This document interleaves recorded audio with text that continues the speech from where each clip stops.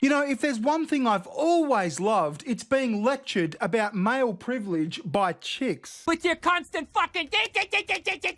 I mean, I just always walk away from those conversations more inspired, more knowledgeable, more confident. What am I doing wrong? How am I bad? Oh, here comes the old... But today, ladies and gentlemen, we're going to have that conversation with a twist. You see, today, we're going to be lectured about male privilege by chicks who think they're dudes. Actually, scrap that, by chicks who are legitimate, strapping, powerful dudes. Because trans men are men, you know, all that shit. Anyway, strap yourself in. This is going to be a banger. But first, try some coffee brand coffee. It's awesome.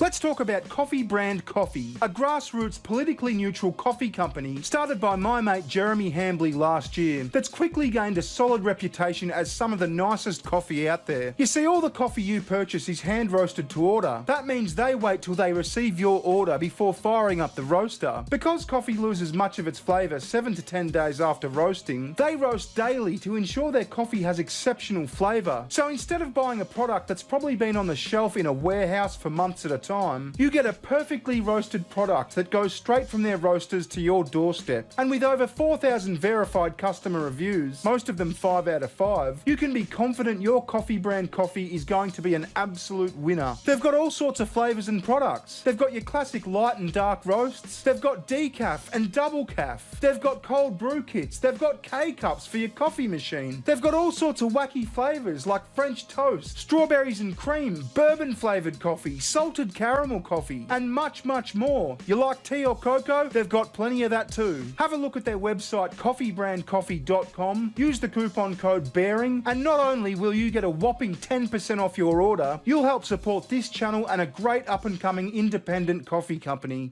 Alright, I'm gonna piss some people off, but here's some ways that male privilege exists because I've experienced it.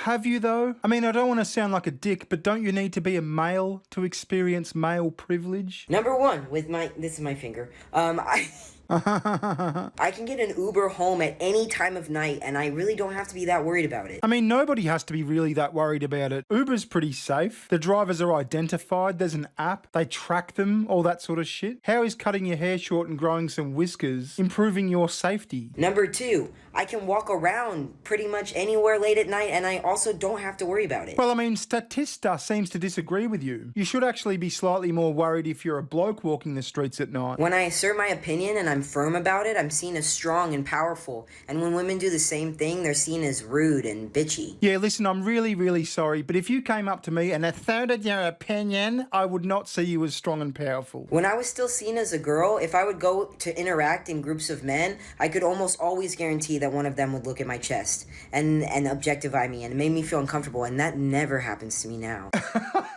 Oh, what a fucking revelation that is. I cut my tartars off and now nobody looks at my tartars. Lastly, if I go out and I party and I flirt with women, I'm seen as cool and confident, and girls, you know what they call them, and it's not fair. Okay, I don't think you're seen as cool and confident. That's just a hunch. And yes, I understand they call them sluts. But it is fair because you can call a man a slut and he'll be like, yeah, whatever, bro. I'm a slut. I mean, if you want to do that, just own it. Anyway, what do we got next? Do you experience male privilege? I'm a trans guy, so I used to be perceived as a woman, and now obviously I live my life as a man, and people definitely treat me differently. I get complimented and praised for the most basic things, like being kind and friendly and cleaning the kitchen, whereas for girls these things are just taken for granted. It's so weird, I didn't expect this. Well, I don't know what world you're from, but when my wife cleans the kitchen, I'll slip in a, hey, thanks for cleaning the kitchen. And when I clean the kitchen, my wife will slip in a, oh, hey, thanks for cleaning the kitchen. I mean, this shit is so absurdly cliche, you're almost a misogynist. I have male privilege. Not everybody on this side presents 100% like a man. Like if I saw you in the streets, I wouldn't think you were a man. Oh, I love this guy. He's just spitting out truth bombs. If I saw you on the street, I wouldn't think you're a male. I'm sorry, love. Fail. You know, men have it really hard in this world, and they've always had it hard in this world. The wars have been fought by men. They've died in the hundreds of thousands. Men commit suicide more. Men work more the dangerous jobs. Oh, look at our trans bro there. He, she is pissed. What do you mean you wouldn't think I look like a male walking down the street? I'm totally a male. Look at these whiskers. Look at this short hair. You know, if somebody broke in this place right now, who are they going to expect to defend everybody in here? It's going to be the men. If your family fails, they're not looking at your wife. They're not. They're looking at the man.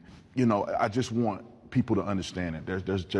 There's some advantages that men have, and then also men do struggle in custody and all kinds of different things. 100%. I 100% agree with you as a man now, right? But what I think... All right, well done on the beard, love. But you can tell you're a female by the way you shake your head and flail your hands about while you talk. Also, you kind of sound like Whoopi Goldberg. My perception of it is different than yours because you were born male. American audiences get me, but they think I'm a little weird. Born male. I'm a little weird. When it comes to privilege, there's not really a way to quantify it. It's very subjective.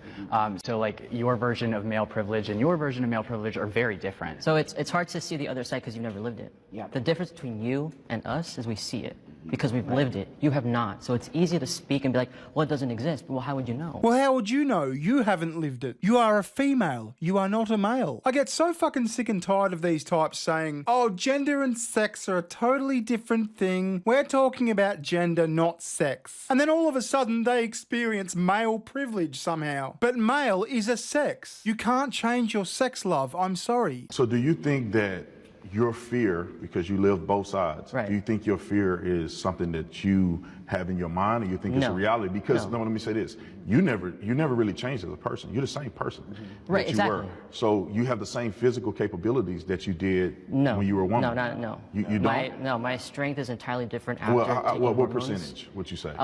More than 100%. Okay, I weighed so, but like you still 100 pounds, now I weigh like 133. you're still not probably as strong as me. But it's not about strength. Wait a second. No, my strength is entirely different after Well, taking what hormones. percentage would you say? More than 100%. These two dudes should arm wrestle. This is the only way we can solve this argument. And if you're a man, you agree with me. All right, what do we got next? What are some gender neutral names for parents? Well, I'm glad you asked.